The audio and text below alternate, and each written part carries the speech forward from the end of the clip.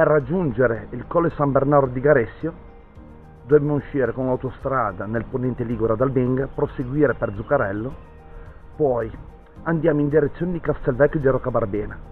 Prima di Castelvecchio dobbiamo prendere la deviazione a sinistra che in pochissimo tempo ci porta a Erli, poi attraverso una lunga salita arriviamo al Colle San Bernardo di Garessio. Invece per raggiungere il Colle Scravaion, dalla deviazione precedente che abbiamo preso in direzione di Erli, giriamo a destra, in pochissimo tempo raggiungiamo Castelvecchio di Roccabarbena, poi salendo ancora andiamo in direzione del villaggio di Roccabarbena e in pochissimo tempo raggiungiamo il Colle Scravaion.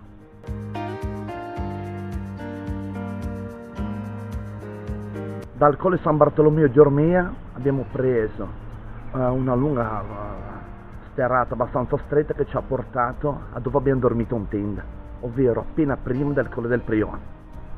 Poi nel secondo giorno abbiamo fatto un tratto in mezzo a dei panorami sensazionali, sia dalla parte di Ormea e Garessio sia dalla parte di Albenga, della riviera, così, panorami veramente belli, fino a raggiungere un punto basso sotto il Monte Galera.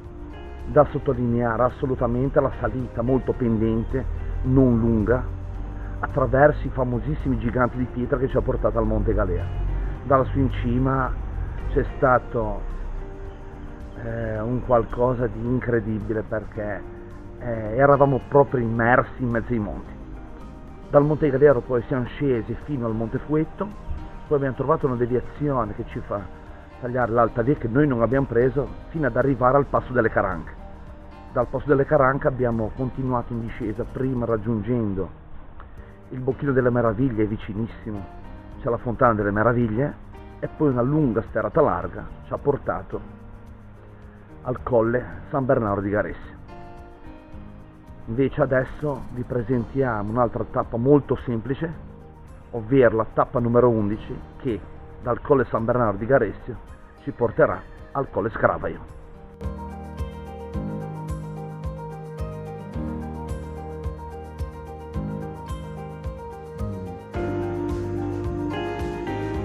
Buongiorno a tutti amici, siamo tornati qui sull'alta via dei Monti Liguri, precisamente qui al Colle San Bernardo di Garessio. La tappa di oggi ci porterà fino al Colle Scravaion. Ci sarà una tappa molto semplice, 10 km circa, praticamente, se non ricordo male, quasi tutta un piano con strada larga sterrata e asfaltata. Io ricordo questo pezzo qua fatto in macchina anni fa, ricordo anche qualche piccolo buco da stare attenti, così però è una passeggiata molto facile, senza neanche una pendenza. Sarà caratterizzata principalmente, come già presente qua sul Colle San Bernardo di Garessio, da molte pale eoliche che ne abbiamo già trovate prima. Ricordiamo il passo di Prale, la luce c'è, possiamo partire e regalare per l'ennesima volta dei panorami e qualcosa di possibilmente spettacolare o almeno gradevole.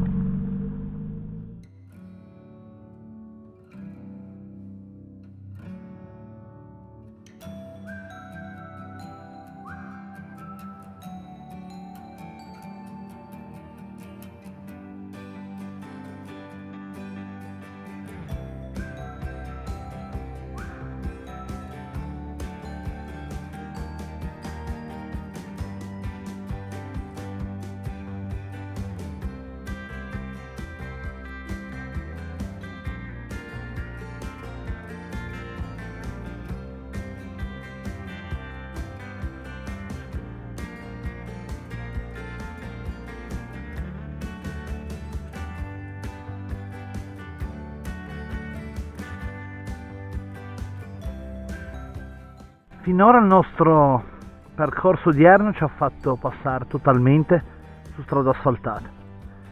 Anni fa in questa tappa ricordo perfettamente che c'erano dei tratti di sterrata, però parliamo di 5-6 anni fa più o meno. Quindi, considerando anche che questa è una zona di pale eoliche, potrebbero anche aver asfaltato tutto. Sono proprio curioso di farvi vedere se è cambiato o meno questo percorso rispetto ad anni fa.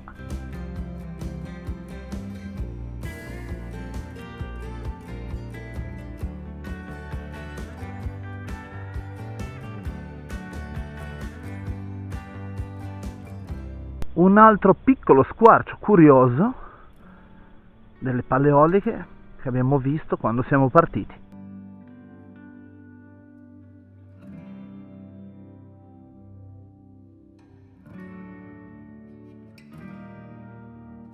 Qua siamo sempre sulla strada asfaltata, però a seconda dell'orario, a seconda della stagione e a seconda proprio della descrizione di quello che abbiamo in giro, la natura regala colori veramente magnifici.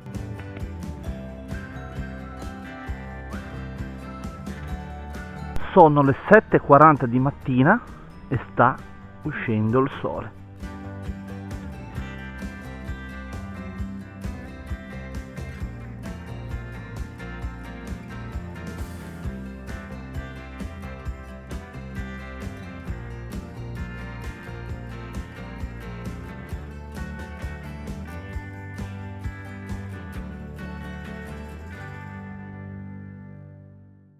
Siamo giunti a un crocevia molto importante, il crocevia del Bric Schenasso. Noi siamo arrivati da questa direzione qua. Questa è un altro crocevia che a noi non interessa. Noi dovremo proseguire dritti.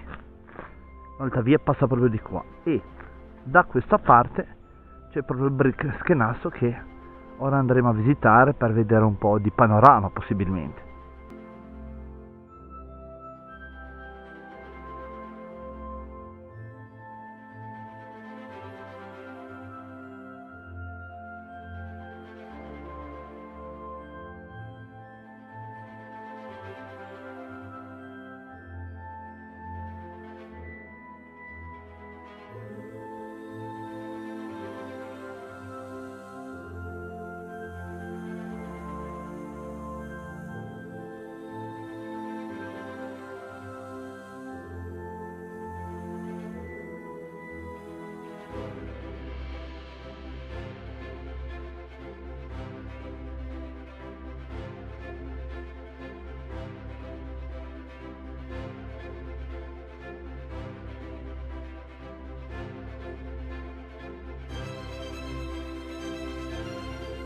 La maestosità della Rocca Barbena.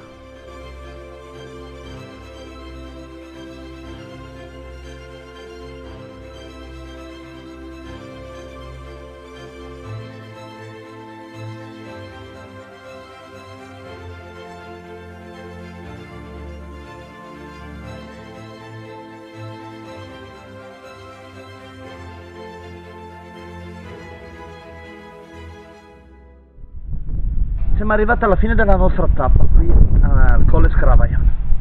Descrizione della tappa. Tappa molto semplice, circa 10 km, così suddivisa. Un primo tratto con strada asfaltata che ci ha portato all'imbocco di una serata in un bosco molto carina, un particolare che mi è rimasto impresso.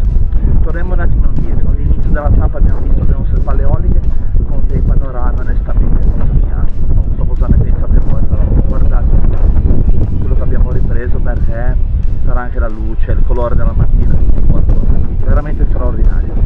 Poi, uscito dal boschetto un po' buio, invece mi è piaciuto chiamarlo così, c'è stata praticamente una lunga traversata dove il primo punto importante è stato dove abbiamo trovato altre Paleoliche, per poi scendere e qui, ecco, ho dimenticato, all'uscita del boschetto abbiamo trovato la strada sterrata larga.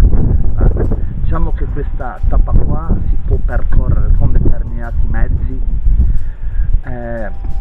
anche in macchina, però se all'inizio abbiamo trovato l'asfalto, lì la strada sterrata abbastanza buona, devo dire la verità, ci ha portato praticamente fino qua, fino al Colle Scravaiano, con l'ultimo pezzetto di nuovo di strada asfaltata, ma proprio, non so, 500 metri, così.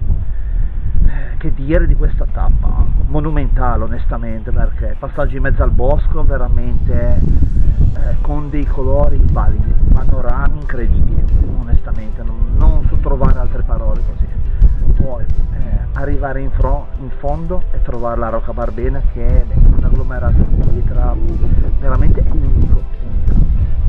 e poi tutto sommato la tappa abbastanza facile, 10 km, sì, sali scendi, però è un conto camminare un pezzo di sentiero che era anche abbastanza comodo, è stato il punto più difficoltoso.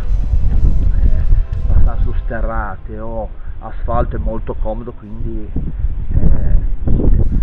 la nostra tappa è finita. Ora ci ritroviamo la prossima volta, che da qua, dal Colle Scravaia, raggiungeremo il gioco di Teherano per poi proseguire il nostro cammino sull'Alta Via dei Monti Liguri. Buona Alta Via dei Monti Liguri a tutti e alla